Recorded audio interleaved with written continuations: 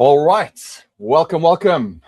Um, pretty pumped about today. We've got three good conversations going to happen today between us. Some pretty powerful technologies in our space with IntentWise and Levanta being part of today's webinar. So it's going to be a good conversation, guys. I'm really excited about it. Let us know as you join. I know there's a bunch of you today, so I'd love to hear from you in the chat. Let us know where you are calling in from. We also have, I believe, Evo, thank you for helping us. I believe we're going to have a little poll at the top there. So if you see the poll, give us your answer as well on the poll. So, we get some insight into, everything on your side. Rolando, what's up? Thank you for all the help as well on your side. So thank you, Rolando.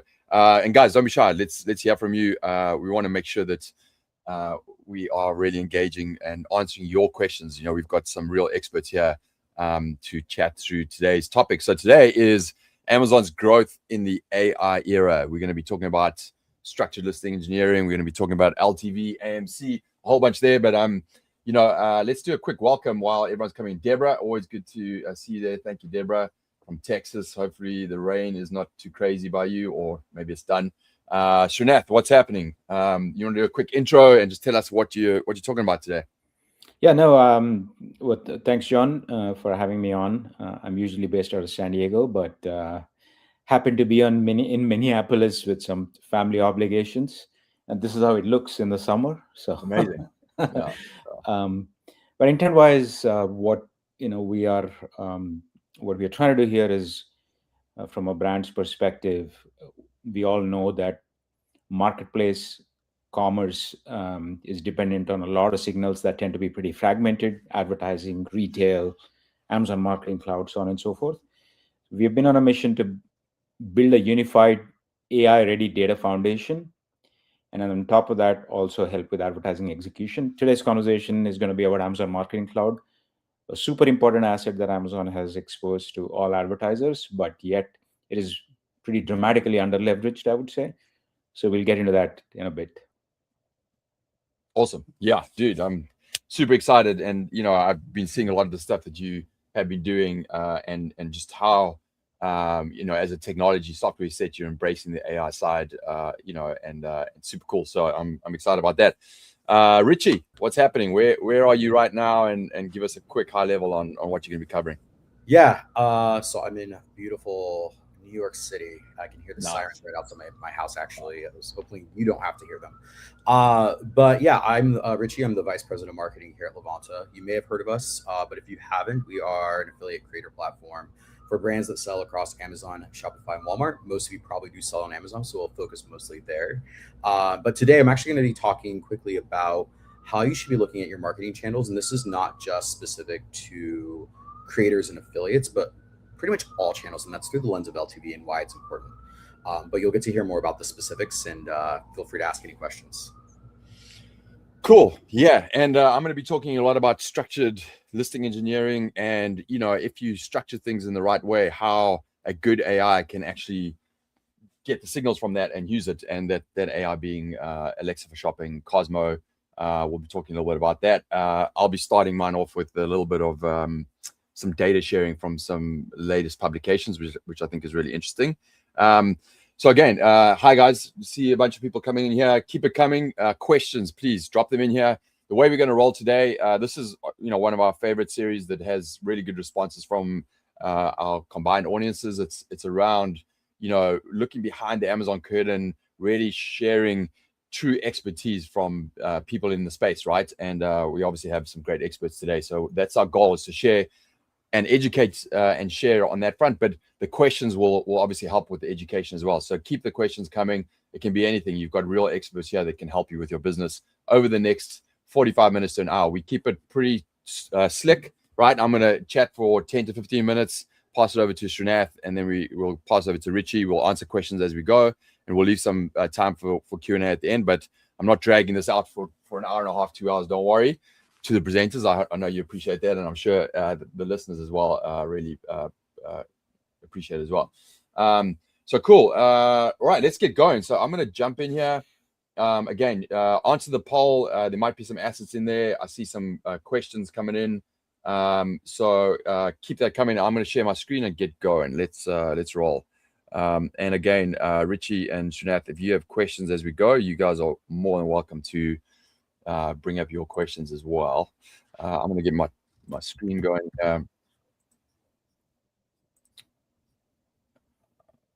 1 second and make sure that I can. All right. Eva, can you remove that poll that's sitting in the screen? Is that possible? Not sure exactly why it's sitting right there, but it's kind of in the, yeah, there we go. Perfect. Now we can see the guys and we can roll with it. Okay, I've got the questions on the right. I'm going to get going. Let's click through here. Okay, so, if you don't know Zonguru, we've been in the space for a few years now. We have, a collection of data intelligence tools, but really we're geared for this Amazon AI moment that's been happening right now. Our strength is in, understanding Amazon's algorithms and helping you with better discoverability, rank, and conversion. We have some new tools out around this AI moment happening on Amazon with Alexa for shopping and with, Cosmo and how to better rank and get discovered with this intelligent algorithm that's now in place. We have over 500 brands using our new Helix product, which is, has a lot of firsts in the space around content optimization for the algorithm. And we have over 5,000 plus reports run around scoring your listings for Alexa for shopping and for Cosmo. And I'll share those links as well. So we have a lot of data in the space and seeing the impact of if you actually structure your listings in the right way, how that helps you with discoverability and with conversion, which are the most important things.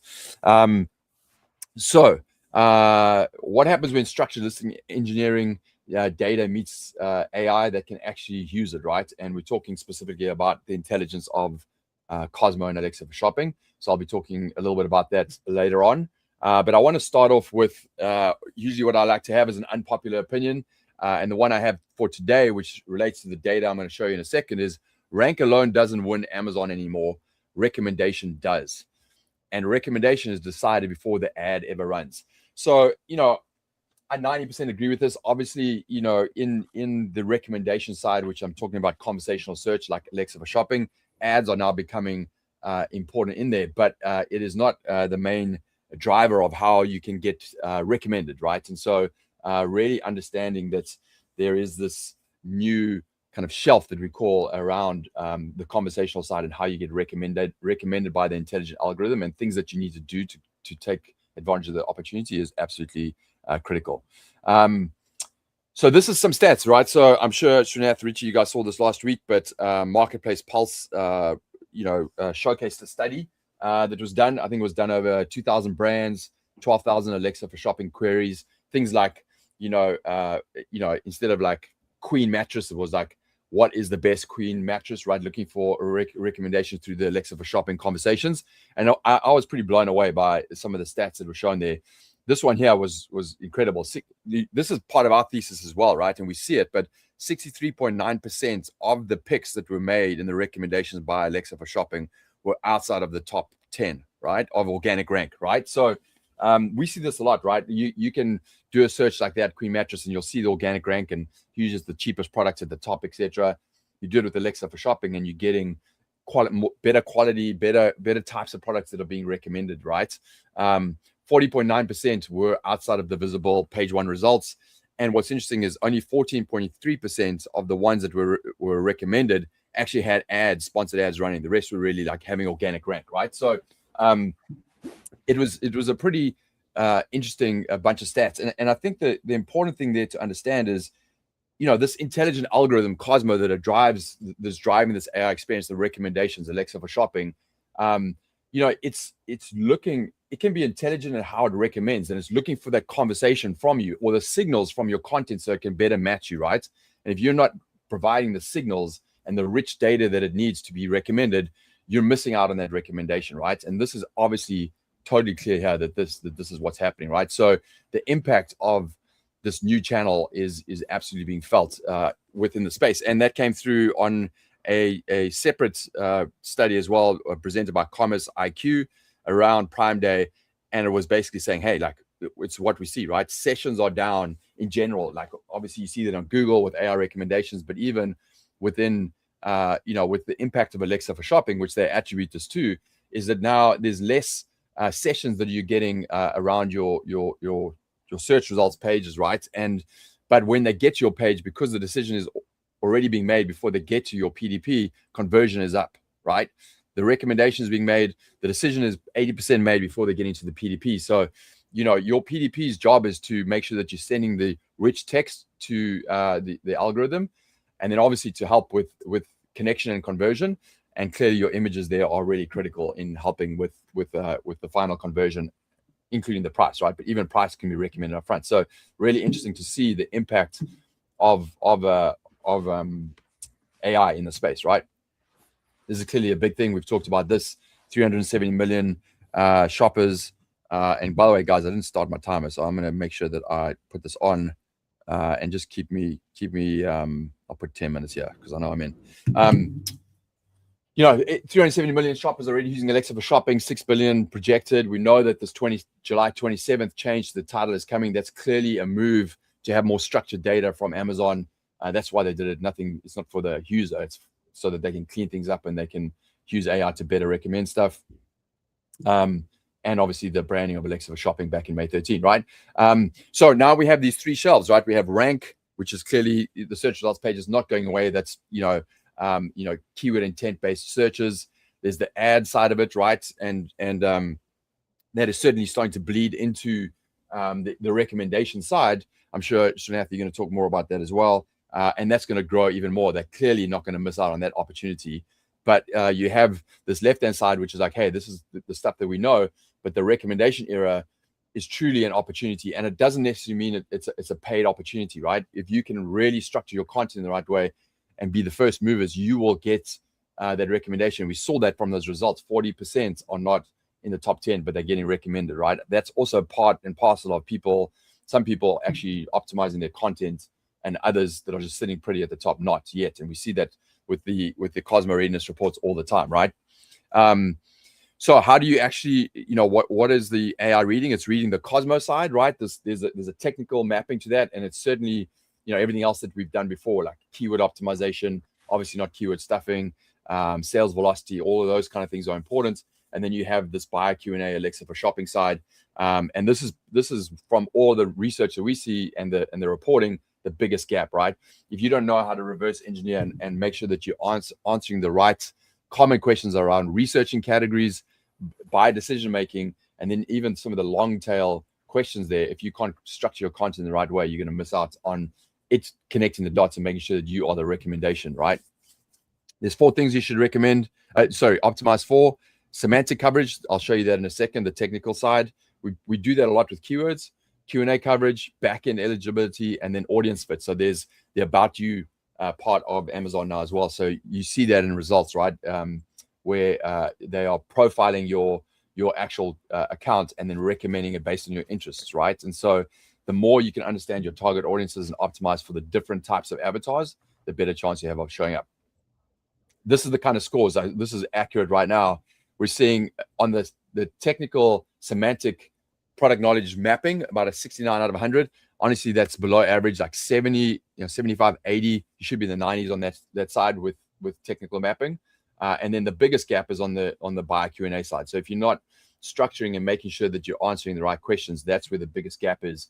And if you improve that, that's where you can get the recommendation, right? So this is important. How do you actually look at that? There's different ways. We have this report here is on guru.link/CosmoRS.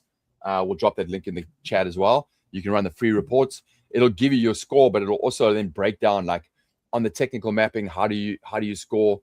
On the buyer Q&A, how are you scoring? And then below this, you'll actually, I'll show you quickly if you want. Let's see if it comes up. I think I have one up here. Yes, below that will actually tell you how to improve it. Here's your title that you need to change, right? The character count, it'll give you the solution on that. But then for all the areas that you're weak, it'll tell you where to improve, right? So that's definitely something, if you haven't run it, go ahead and run that report. That's a free report to really understand, like, hey, how well are you actually optimized right now? Then what you can do is actually jump in and look at the solution, right? So the solution is the structured listing engineering. We have a product called Helix. If you want to try it out, sign up.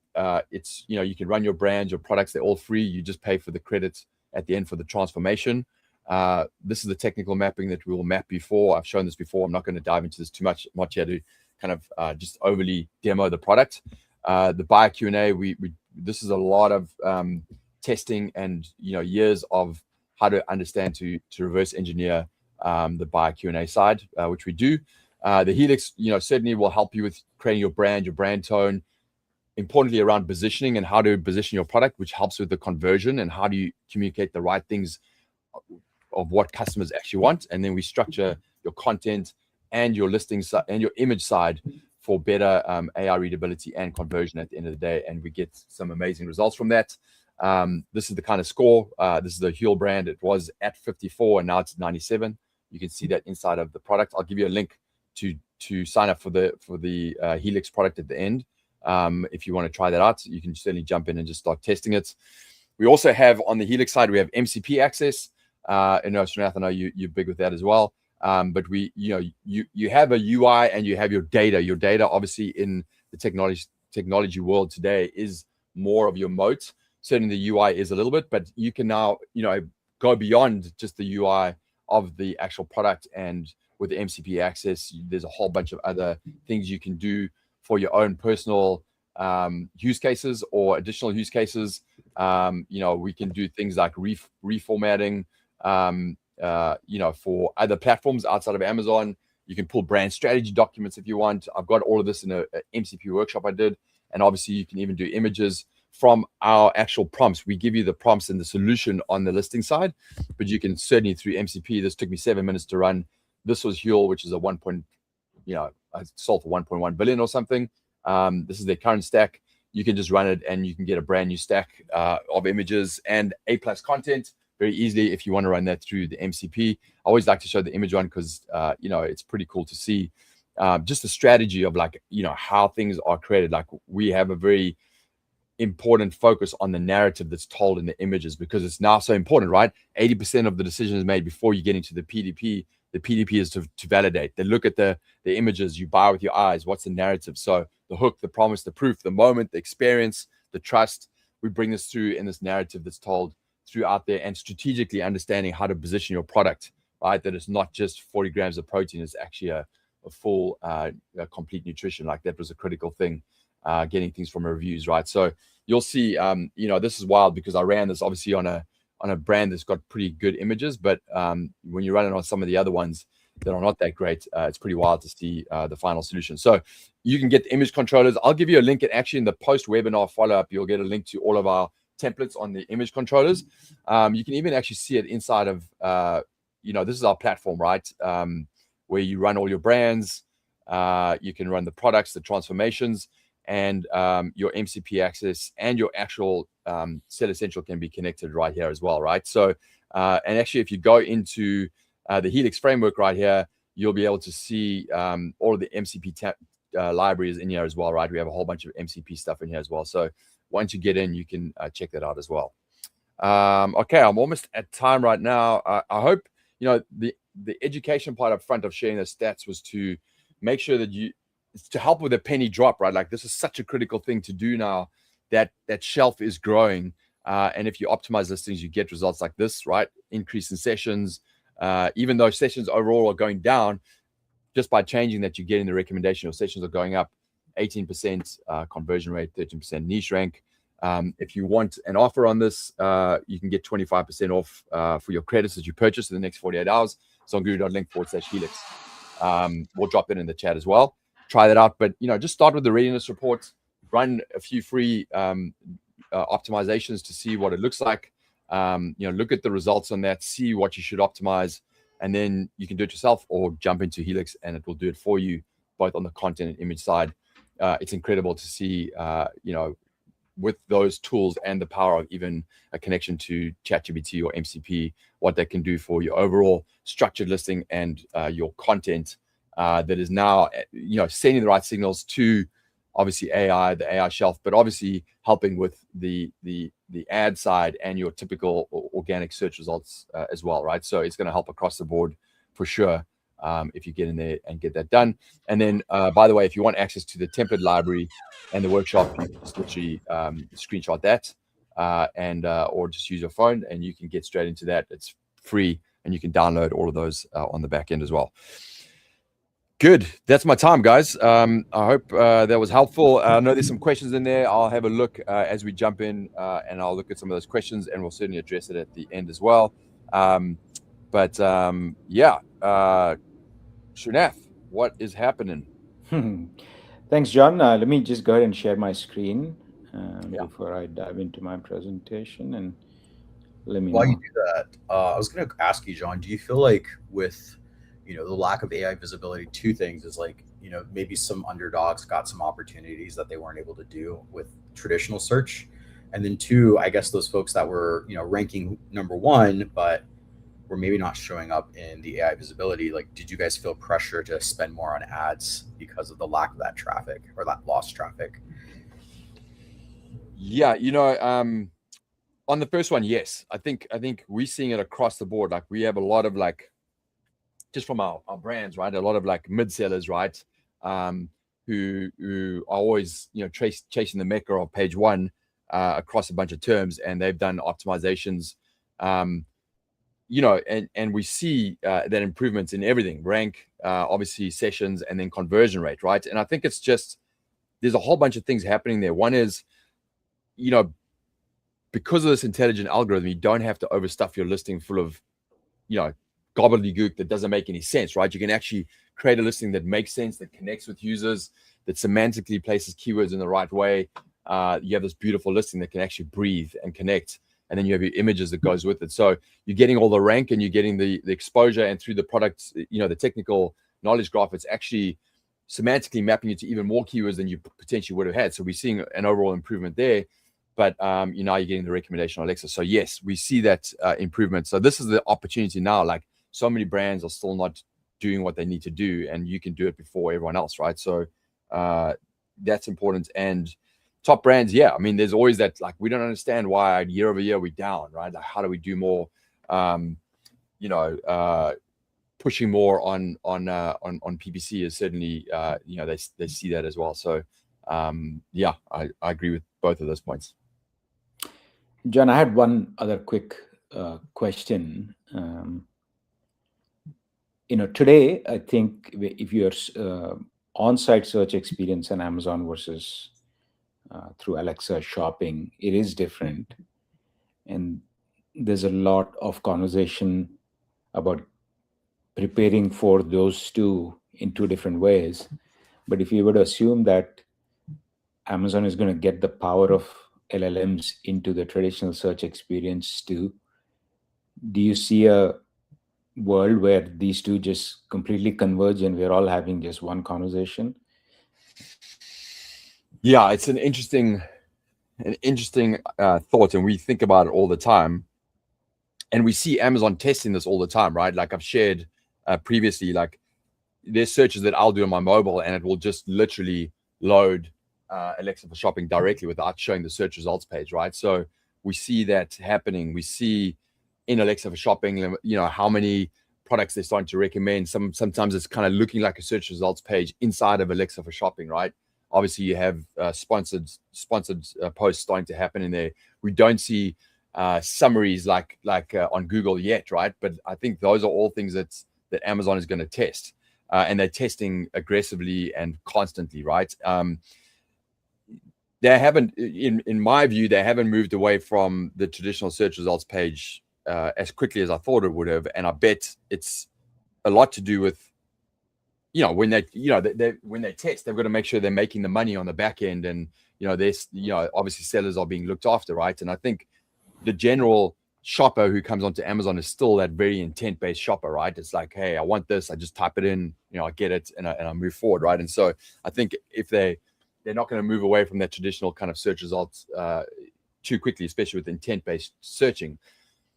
On my side, just my personal experience, because I'm always involved, like I'm using Alexa for shopping a lot more because I actually find it more efficient and a better quality experience than the old traditional search results page, especially if I'm kind of not sold on a specific product that I'm going to look for, right? But before Alexa for shopping went live, I actually was having better experiences with Rufus than I was with Alexa for shopping, because of this about you and how it's kind of brought in. I don't think they've figured it out yet, right? So it's a long answer, but I think they're going to keep testing, and I think that world is going to collide more if they get it right. And and by right, Amazon is making more money on the back end, right? That's what's going to drive it. Yeah, makes sense. Yeah. Well, should I just dive into my presentation? Yeah, dive into it, man. Yeah. Thank you for the questions, guys. I see them coming through. Keep them rolling. Srinath is going to share a bunch of stuff right now, so I'm sure there's going to be a lot of questions here, guys, and he's well versed in this area, so this is your chance to get your questions in. Well, thank you, everyone. Hopefully you can see my screen here. Like I shared in the intro call, at IntentWise, our singular mission is, when you think about marketplace commerce, all the signals, whether it's advertising, retail, or shopper intelligence, they tend to be pretty fragmented even within a channel like Amazon. But if you extend that to other channels like TikTok and Google and Meta, it's even more complicated. So we have been in a path to build the most robust AI-ready cross-channel data foundation for brands and agencies operating on marketplaces. So today we bring in Amazon, Walmart, Instacart, Criteo, Google, Meta, TikTok data sets in. We collect it, harmonize it, and then the way we delivered value is we're sending trustable data pipes to folks. Folks are leveraging our dashboards. We also have an MCP server now in place where people are asking ad hoc questions, building out dashboards, building out PowerPoint decks. That's what we'll continue to do. Of course, Amazon Marketing Cloud is a very critical component of that. I'll talk through why. A little bit of our own background with AMC. We actually co-developed a solution with Amazon a little while back, and we certainly have operationalized hundreds of AMC instances. And through that, we have just learned a ton. One key learning is that given the nature of the product, it remains underutilized. What I want to try and do in the next 10 to 15 minutes is convince you as to why it's important.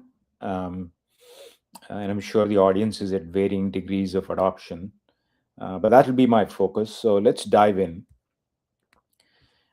I want to put this in the context of when you cut through the noise for any brand that is wanting to drive growth on a marketplace, there's about 5 signals at the end that you care about. One is from a reach perspective, are you actually growing and reaching net new people? We call that new to brand. Once you reach them, are you capturing the demand? That's conversion rate, right? Once you capture the demand, like, are you bringing back those customers to drive an increased lifetime value? Are you doing it profitably? I've shared a couple of metrics here, which is lifetime value and profit over ad spend. Note that I'm not saying ROAS or I'm not saying ACOS, I'm saying profit over ad spend. And then finally, the way this engine grows over time is that your cost of acquiring those customers has to be in line with where it needs to be for your business. So new to brand, conversion rate, lifetime value, profit over ad spend, customer acquisition cost. Those are critical metrics. If you cut through the noise, these are the metrics you, I'm sure, care about today. But here's the challenge. 3 of those 5 metrics require you to have access to data that is at the individual customer and shopper level.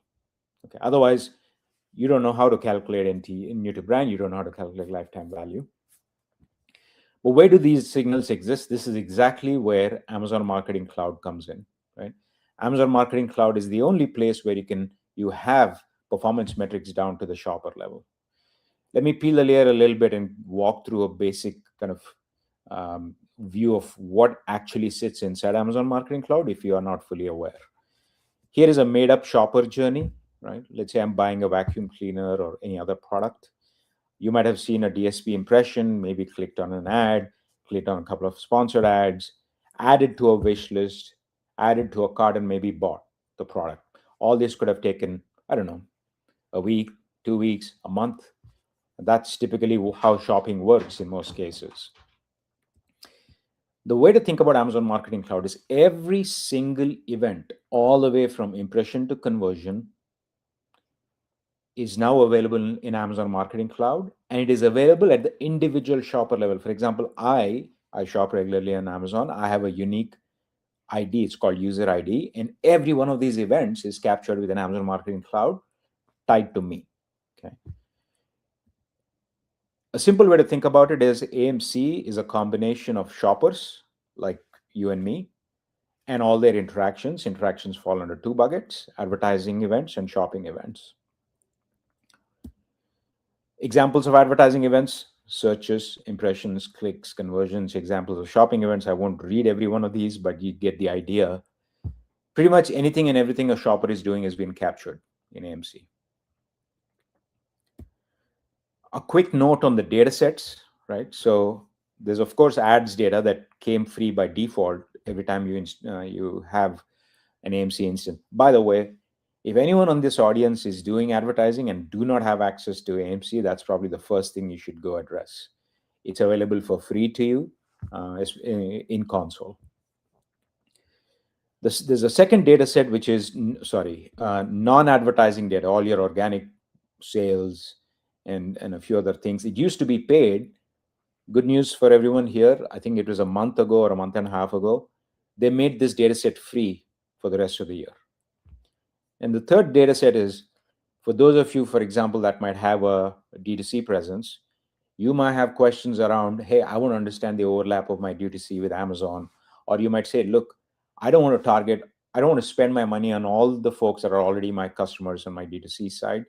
You have the ability to upload your first party data from the D2C channel and understand much more deeply what the overlaps are, and also use it in advertising optimization. That is an example of advertiser uploaded data. You can also upload things like product categorizations and whatever custom data you have, because some of that AMC will not have. Amazon will not know your product categorizations. So those are the stuff you can ingest and get the outputs you want in the language that makes sense to you. Again, what makes AMC dataset unique compared to, let's say, sponsored ad, seller central, vendor central, DSP, is user ID. Every single event has a user ID tied to it. So then you can stitch journeys together. You can do a lot of things because of it. One quick note before I dive into actual use cases. One of the most valuable things that has happened with AMC is you get 5 years of retail purchase data down to the shopper. 5 years. Okay. Now, in the audience, if you're a 3P brand, you had kind of a way to get to this. You had seller fulfillment reports that had the hash buyer ID, but then that data was never tied to ads. So this data you can now tie to ads. If you're a 1P brand in the audience, you had no access to any shopper level data. So this is a gold mine for you. It refreshes daily, and it's actually free till the end of the year. It used to cost $500 a month, but it's now free till the end of the year. I would jump on this. So let's talk about, okay, so you have all these shopper level signals. So why should you care? There's fundamentally two kinds of use cases that AMC makes possible. One is you can go answer some interesting questions that you may have been clamoring to answer that you couldn't before. And two, you can go create very fine-tuned custom audiences for your business. For those of you that have been advertising on Amazon, you've seen the evolution. It went from auto campaigns to keyword targeting, then to product targeting, and now audience targeting is that big lever, and Amazon will continue to invest in making audiences a key lever. And hence, it's important to build the muscle around AMC and understand how to custom craft audiences that work for your specific brand. Let's dive into use cases around each. When it comes to measurement, there's lots of different questions you can answer, but I am going to call out like 3 critical ones. One is, especially around tentpole events with Black Friday, Cyber Monday, or even Prime Day, when should I deploy my dollars? Is it before, during, after? Second is, what paths are driving the best outcomes for me so you can double down on them. And third, and perhaps the most critical, is you're spending all this money. Are you acquiring high quality customers? So let's dive into each. I'm going to show some visuals. So when should I deploy my ad dollars is a great question. And typically during tentpole events, you've got a pre-event, during, and post-event phases with different goals. But to understand like when should you deploy this, I would go look at your previous tentpole events and really look at what is called a tentpole overlap analysis. It's a standard report in the console.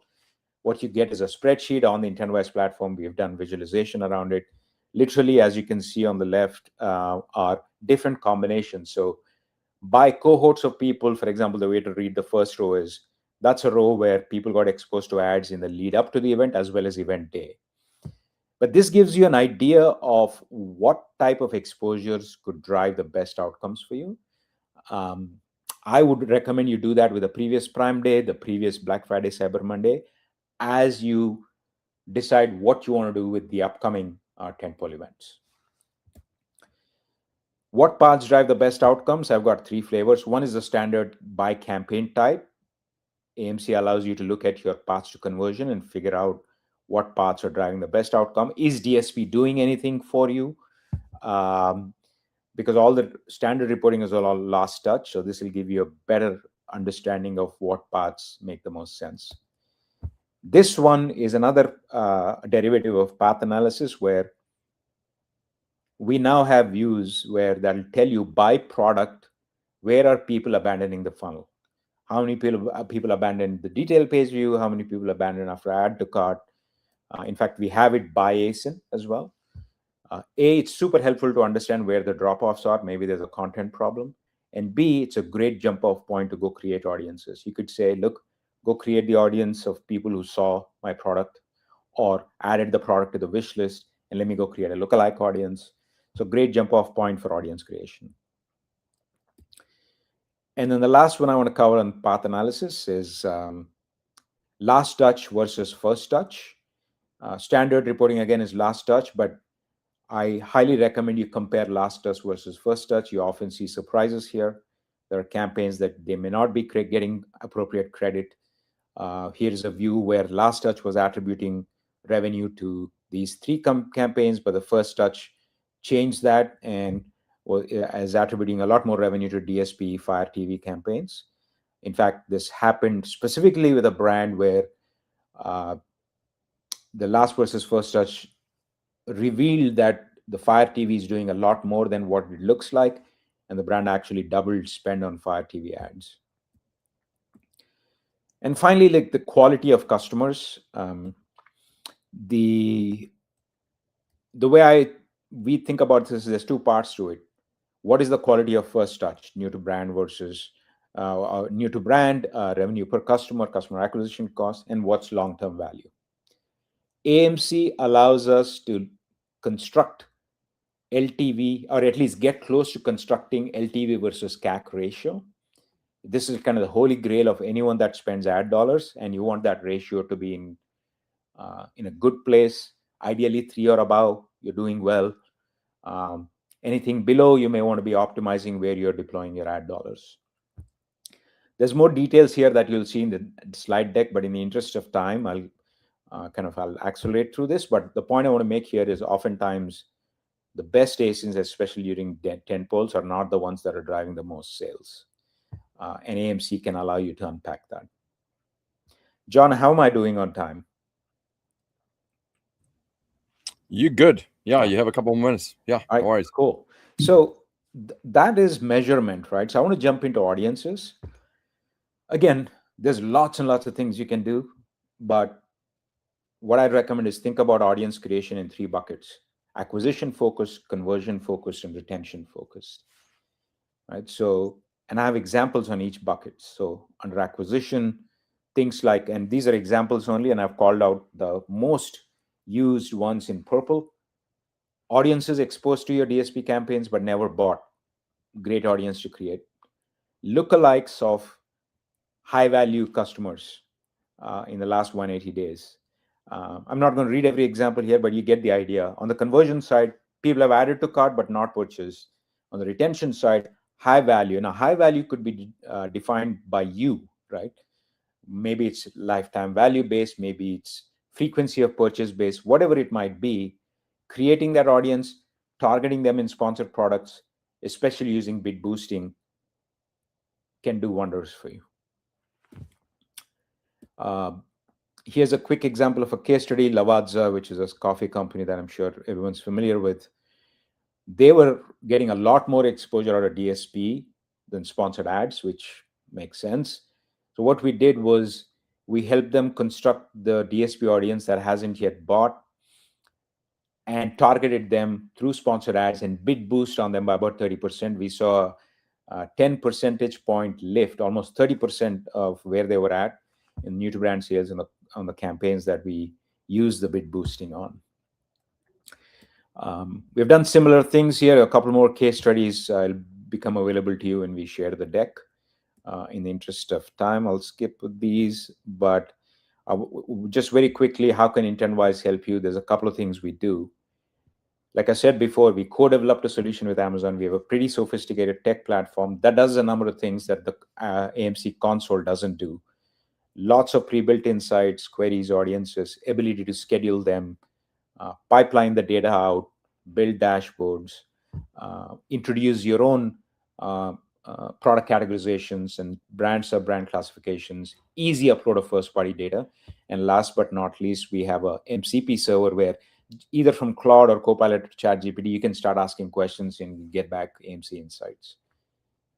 Now, AMC is such a thing where if I threw a tech platform at you, sometimes you may not know where to go after a certain point. So we do have custom services that include custom query authoring, dashboard build out, so on and so forth. Here's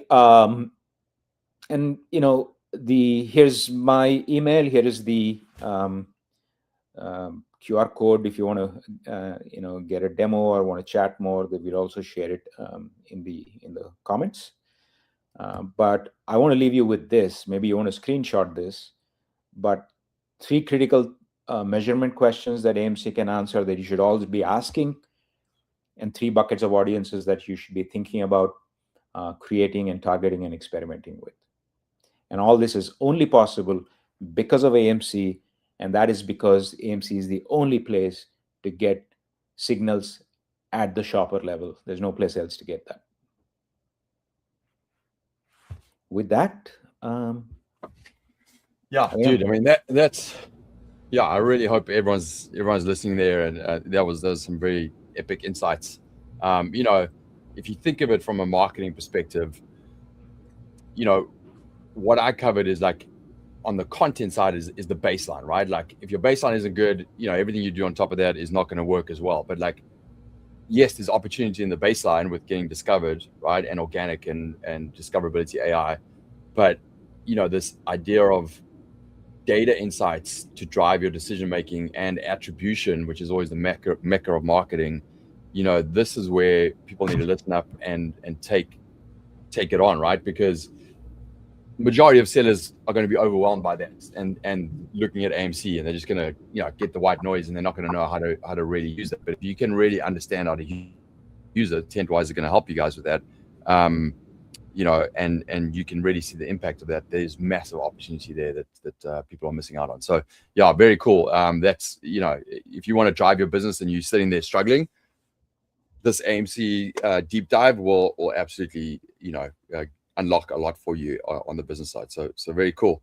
Thanks, Srinath. Richie, let's go for it, man.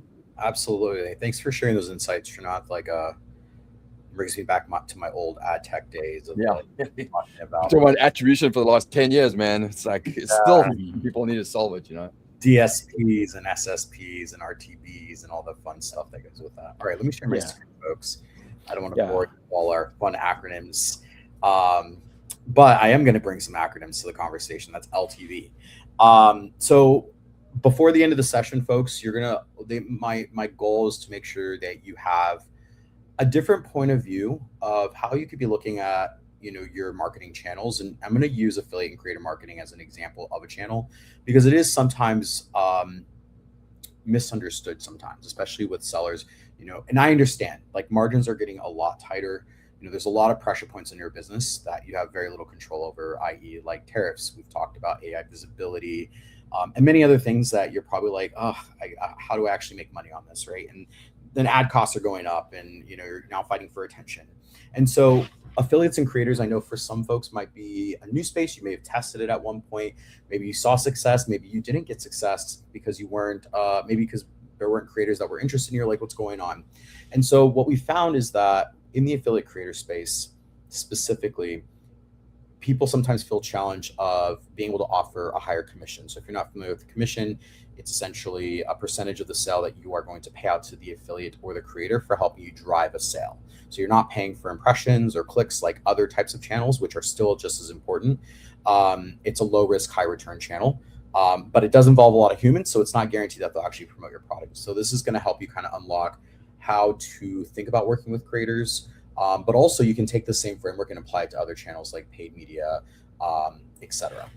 So as I mentioned, I will be talking about it in a comparison of PPC. It is not in any ways to negate the value or quality of PPC. It's just that it's a different channel. It's a different way of economics, and it's really important that you have that lens. I'm not telling you to turn off CPC in any capacity. They live in harmony with each other, and they're very important. Just that, very similar to how you saw with Srinath's path to purchase, and that fictitious example is like no paths are linear, and so you want to make sure that you are getting as much surface area with your brand out there as possible to drive full funnel of visibility, and of course that measurement as well. So going back to this particular slide, the challenge, I don't want to call it a problem, but challenge, historically a lot of brands, sellers, et cetera, when they're looking at how they're looking at setting either their commissions or looking at their paid ads benchmarks, they're generally looking at it from the lens of unit economics, right? Your tacos, your DSP target, what am I willing to pay to get that customer, your CAC, at least from the lens of the ad itself and last touch.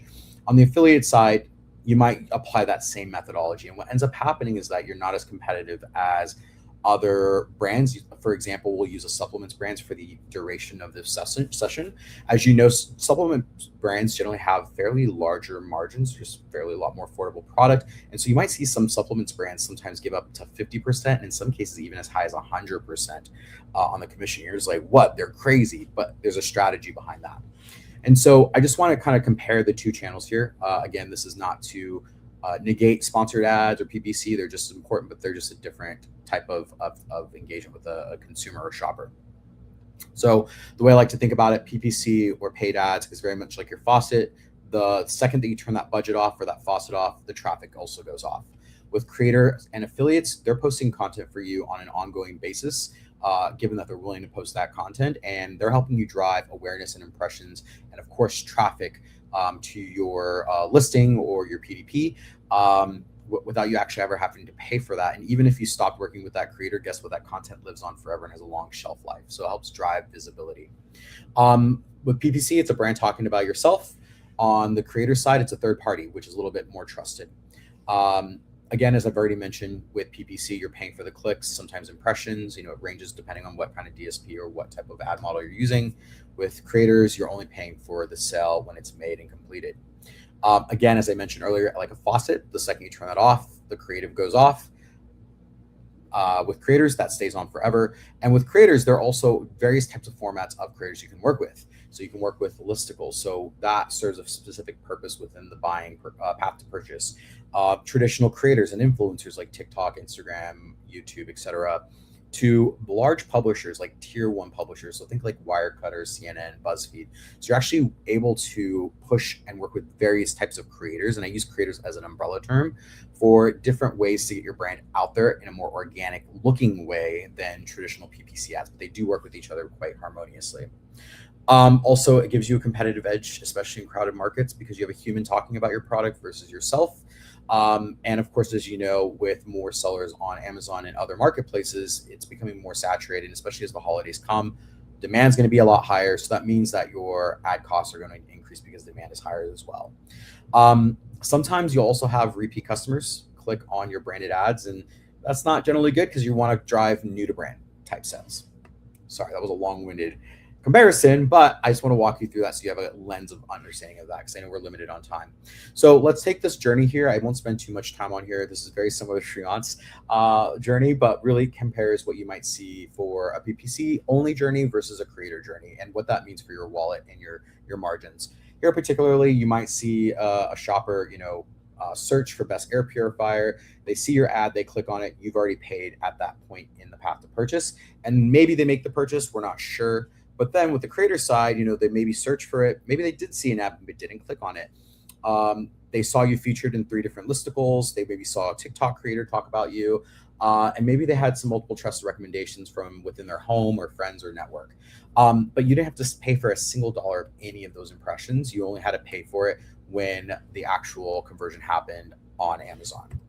And so, it comes with a premium when it comes to this. Like, trust is the premium, and it's really valuable here. And this is also validates why brands are willing to pay creators a little bit more than what you might pay on paid ads.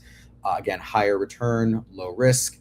We actually ran an AI research study, and actually would love to share that with you guys, where we surveyed 1,000 US consumers back in November of last year. So it's getting a little stale there, but we want to rerun it here pretty soon. But of those, we wanted to make sure everybody has used AI in some capacity to do product research or discovery. And 93% reported they trust reviews. 87% still discover products, even though they're using AI to do research and discovery through these human-based content channels. So blogs, social, etc., generally creators. And usually close to 62% are making that purchase within 24 hours. So you got to make those 7+ touch points happen really quickly. And 78% were super neutral, or actually very happy when that creator disclosed that they were working with a brand. So because they know that they're putting hashtag ad, it doesn't deter shoppers from not wanting to give you trust or willing to make that purchase. And so I want to now move our lens back into the LTV. Why is this important then to be willing to look at it from an LTV perspective? Because you're gonna be like, I'm taking a risk. I'm definitely paying higher amounts for this customer, but let me show you the math here. So this is a very simplified version. I just want to make sure we're very clear on that. You can probably nail me to the cross because you're like, oh, you forgot FBA fees and platform fees and this fee. I've removed that because I know everyone can sell in different places. Also, there's the brand referral bonus. There's a lot of other inputs, but I just want to simplify this equation here. So let's assume you have a $30 product. You can afford, you're giving a 30% commission. That's $9. But you know that the LTV, or the number of times your customer purchases in their lifetime, is about 5 times. So that's about $150 LTV. And so that really changes the entire equation of why this is important. And I'm actually going to show you what's next. So as I mentioned, new to brand is really important. And what we found to date is that 87%, which is another similar stat to the last page, but 87% of sales, at least that are happening on our platform, are new to brand. And if you're not familiar with new to brand, those are purchases happening from customers that have not purchased from you within the last 12 months. That is an Amazon specific KPI, but you can also think about it as net new customers as well, if you're okay with that. And so looking at how you look at unit economics versus LTV, we're going to take a very simple AOV of $100 on the same product. And let's assume you can afford up to 15% on that payout. And so immediately when you're thinking it from unit economics on that single order, you can afford up to $15, 15%. You're like, oh my God, that doesn't make me competitive in the supplements category. But if you look at it from the LTV perspective and bringing NTV or new to brand into the equation, let's run it through. So $100 AOV, you know they're going to make 4 purchases, which is different from the last slide, which is 5. So you now know that your lifetime value is generally about $400. But we want to now customize that to this channel. So let's say that you know your NTV, and Levanta in our platform, we do show your NTV sales and halo effect sales too, by the way. So you have an idea of what your NTV is. So if you do your adjusted LTV, that brings it down to $320. And that same 15% margin that you can afford on a single order, or what you were willing to pay on a commission, is actually $48 max commission. So that means you can technically actually afford 48% commission. Now you are taking a gamble, but looking at the economics here, you can actually afford that because that customer is most likely going to stay, and you've also adjusted it to your adjusted LTV based on your new to brand through the channel itself. So this actually makes you competitive against other supplements brands as well. And so that's really important here, folks. And I'm sure you're working with a lot of finance teams that are like, hey, I want to know what dollar in, dollar out, but also it's also important to look at your marketing through the lens of LTV. Even for us at Levanta on our marketing team, we look at things not only through unit economics, but we also look at it from an LTV perspective as well, because those customers do grow over time. And that's where lifecycle marketing can play a really important role, where that can grow that LTV. And that means their marketing team can spend more to acquire customers economically. So you might be like, okay, cool, affiliate, that's great. Am I ready? Long story short, here's some key things that will tell you if you're ready or not. Do you have strong product reviews? Are they generally above a 4, 4.5? Is it products people actually want to talk about? Now, if you're selling me ice cubes, probably not. Maybe you can find a creator that does that. Or if you're selling like commodities like tires and things like that, probably not going to work. But if you're doing like wellness products, things that are really, camera ready, creators want to talk about it, you will do fairly well. Do you have an established marketplace presence? So if you are new to Amazon, it may not be the best option for you. You might want to consider things more like paid placements to drive guaranteed traffic over, or a CPC model with certain types of creators, because a lot of creators will shy away from working with brands that are brand new, just because it's a high risk to them, because they have to spend the money and their time to create content, and that doesn't guarantee a conversion is going to happen. So that's why you might not see some creators that don't want to work with you if you're new. Next up is your conversion rate. And this goes back to what John was talking about, is making sure your page is optimized not only for AI, but also for conversion. And this is really important for creators too, because they're going to look to how much money that they can earn on working with you. They're a business just as much as you are, and their time is just as important as yours. And that's how they run their business. So you have to be a product and offering that is going to help them make money too. And then next up is, are you competitive in your category? Like, is it super saturated? We work really well with air purifiers, and that's a very saturated product area, but a lot of the products on our platform do super well there. And are you willing to invest? Do you have the capital to do so? And these are just important things to look at. So I don't know if we have enough time to go through this, but long story short, I'm more than willing to share this deck with you, but I definitely wanted to leave time for Q&A. We will be leaving a link to the report, which really dives into how Philly is evolving now that AI is here. There's this whole concept of zero click. And to kind of throw this out there real quick, I think it's really important. I think even John would appreciate that, is not only optimizing for your on-site for Amazon, but if you're a multi-marketplace, you sell through multiple channels, working with creators, they're helping you get picked up in these LLMs, and it's not costing you any additional dollars other than the sales that they drive you. So if you look at the domains that they're publishing on, so I know this is random, but LinkedIn is number 2 on that list. But YouTube, Reddit is very big, as well as Instagram starting to follow in some other areas.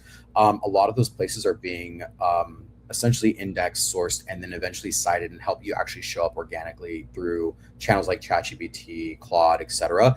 And this is just a compounding effect of your work working with creators. So I highly recommend you start to think about it from that lens as well. But we'll drop the report. We are going to be hosting a roundtable in August, where we want to bring a bunch of brands together to talk about how you protect your margins this season, the holiday season. I know it's going to be really tight. So I would recommend downloading the report, because then you'll get an invite for that roundtable, where it'd be open discussion among brands. All right. That's my pitch. Awesome. Yeah, I think those all tied together, right, around marketing. It's looking at LTV and the channel you're using, and if you can figure out LTV and CAC, then you have you can put your best foot forward, and go after those audiences. So very cool, guys. I know we're almost up on time. I think there's been a couple of good questions. Marcelo, thank you for all the questions coming in there. I saw an earlier question from Mohammed around like how is AI really impacting service providers and agencies, and I think that's obviously a really interesting world to unpack. My opinion is it's going to impact some, but I think it just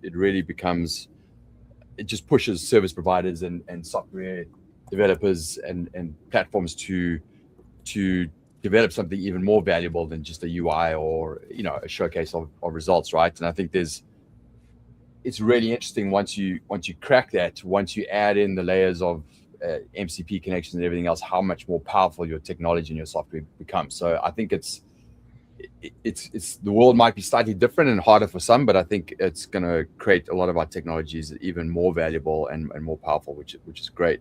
I see a few questions here, Marcelo. We can probably maybe if you want to just address his Richie direct, you can on the chat there. But I thought maybe just to end, guys, like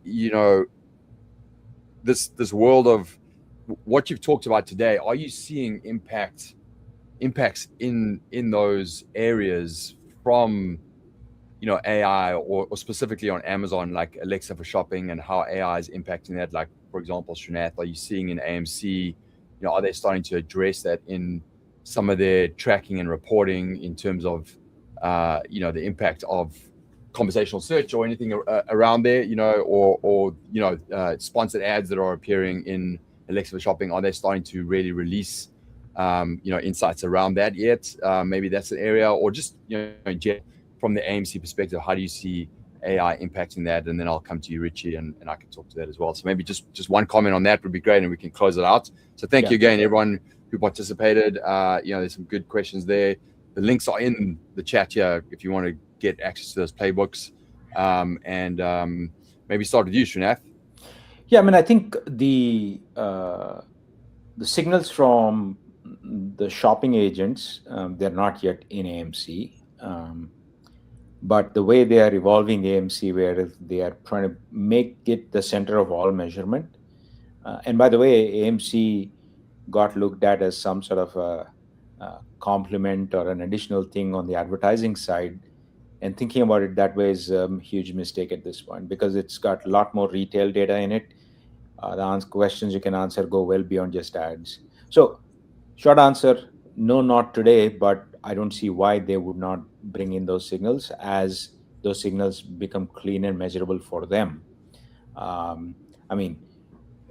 think I was, in terms of AI and AMC, they invested a lot in creating a natural language based query generation. Now, it wasn't great when it started.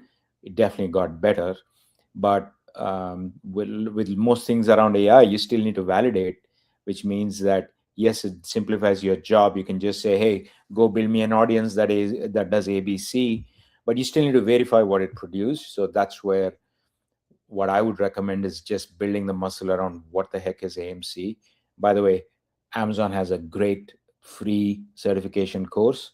You just type Amazon Learning Console and AMC, you'll see it.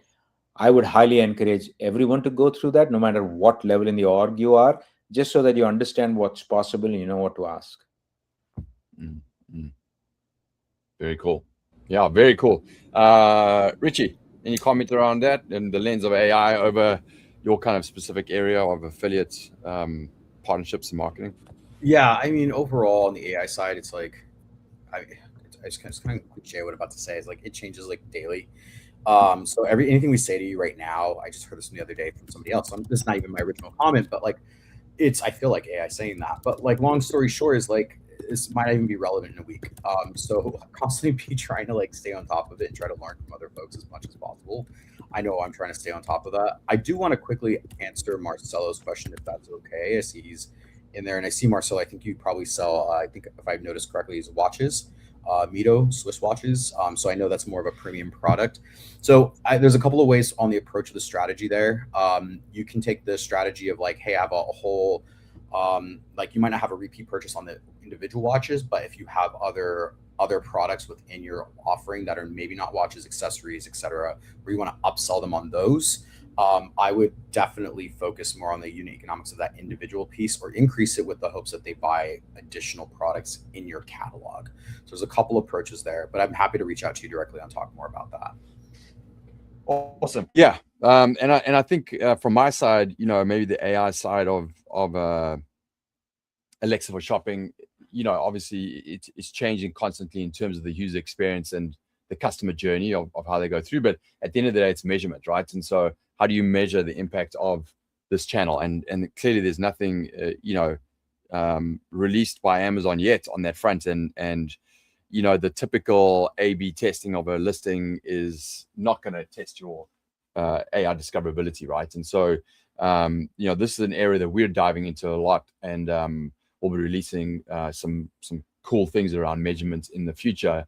But definitely as a baseline, looking at sessions, niche rank, and conversion rates are the things that are helping you to understand, like, hey, if I've put something live that is optimized for the algorithm, am I getting more discoverability across all the channels? What does that look like? That's going to help you see that, provided price and PPC spend are equal, right? So it's always good to have that measurements in place, and you'll see the increase in conversion rates and sessions and everything happen, which is pretty cool. So that measurement of AI discoverability around conversational side, and are you getting more recommendations because you now have put in place better buyer Q&A, the answers to the questions, right?